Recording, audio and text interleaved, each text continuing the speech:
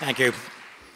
Family members, trustees, faculty, alumni, honored guests, and the class of 2014, I add my welcome to the 45th commencement of the Icahn School of Medicine at Mount Sinai. Commencement is a day of remembrance and gratitude, and a celebration of accomplishments. Class of 2014, please stand and show your appreciation to your family and friends who helped you reach today's pinnacle of success.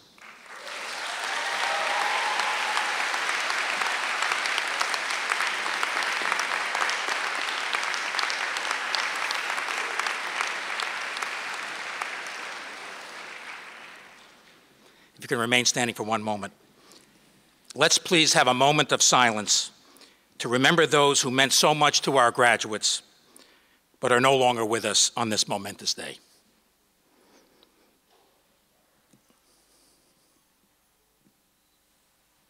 Thank you.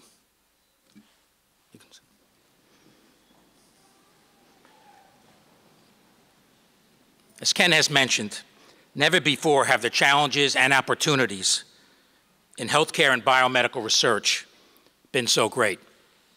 The revolution in healthcare associated with the Affordable Care Act will provide healthcare to more Americans. It is built upon the premise, which Mount Sinai strongly supports, that access to excellent healthcare is a human right. However,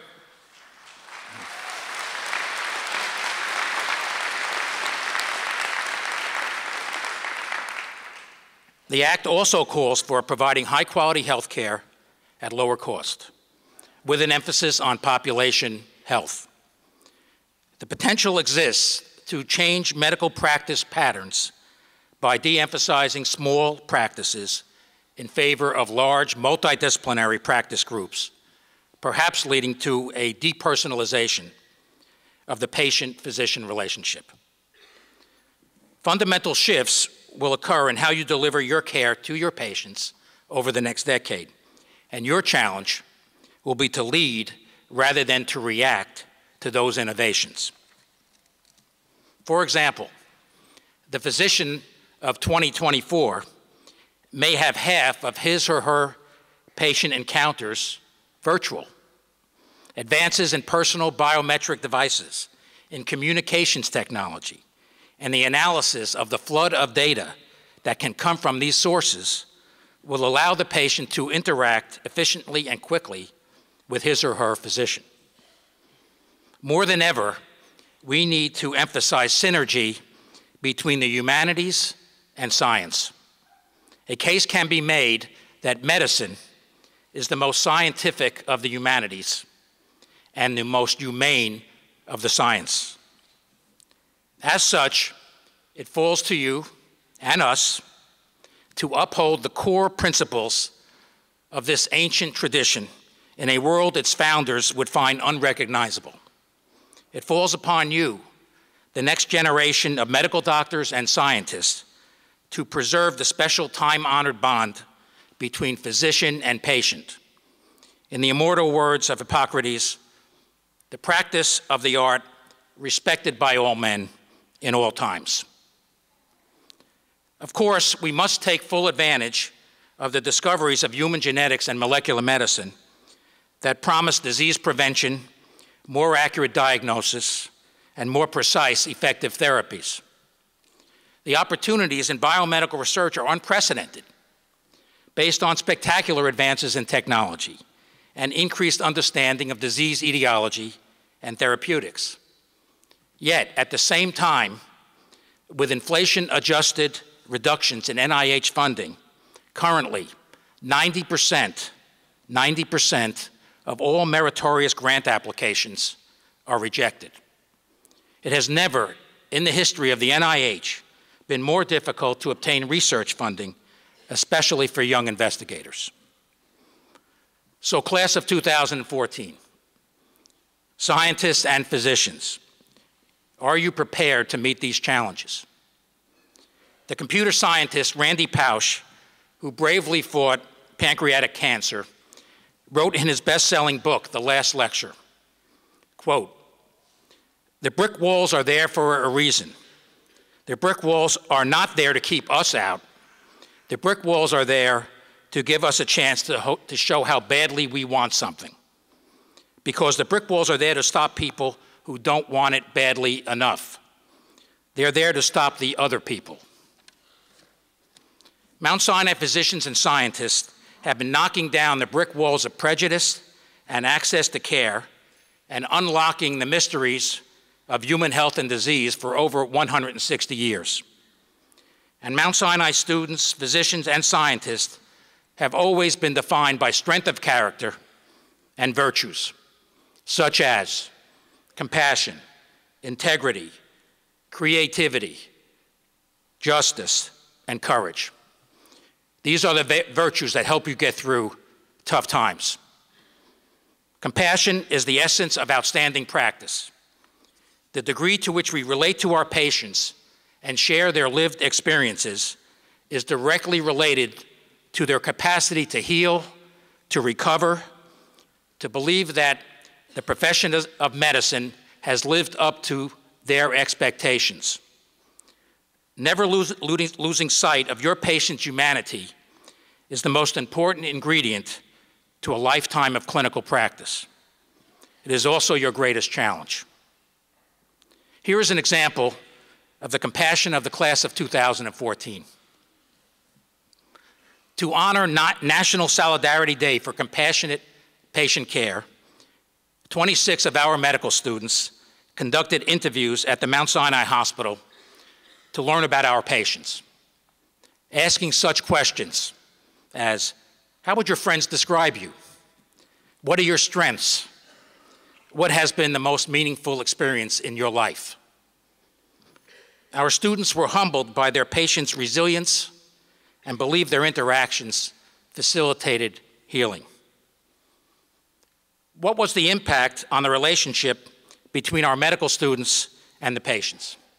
One student noted, quote, "One patient jotted down my name to put me on her list of people she prays for every day. She told me she would pray for me every day for the rest of my life." Integrity. Admiral James Stockdale, POW, Medal of Honor recipient, wrote, when he talked about integrity, "You can't buy it or sell it. A person's integrity is something to rely on when perspective seems to blur, when rules and principles seem to waver, and when one is faced with the hard choices of right and wrong. Integrity is central to patient trust and to the healing process. The physician must be a person of integrity to protect well-being and promote recovery in patients racked by illness. And integrity is also an absolute requirement in the conduct of scientific research. E.O. Wilson, the father of sociobiology, wrote in his book, Letters to a Young Scientist, "Remember, you enter a career in science, above all, in pursuit of the truth." Scientists, don't be too wedded to your scientific hypotheses in your search for the truth. Because as noted by the Nobel laureate, Sir Peter Medawar, the intensity of the conviction that your hypothesis is true has no bearing on whether it is true or not. I've learned that. Creativity. Highly creative persons tend to be independent, have wide interest, greater openness to new experiences, and boldness when it comes to risk-taking. This is an apt description of the class of 2014. Let me give you some examples. A team of students recently won the highly prestigious Emory Global Health Case Competition for Innovation. The thesis work of one of our graduating MD-PhD students provided key discoveries for the development of a universal flu vaccine that may lead to more effective vaccination procedures than are currently available. A PhD student graduating this year was chosen by Forbes as one of the 30 most influential scientists under 30 years of age. A group of students won an award in the Columbia Engineering Venture Competition, receiving $15,000 to support their project to develop an in-home diagnostic for neutropenia. And perhaps most important, there was flash mob at match day. Believe it or not, I knew what flash mob was. Need I say more about the creativity of the class of 2014? And then there's social justice. It has been said, medicine is a moral community because it is at heart a moral enterprise, and its members are bound together by a common moral purpose. At its core, Mount Sinai has been and always will be a moral community, bound by unbreakable standards and principles.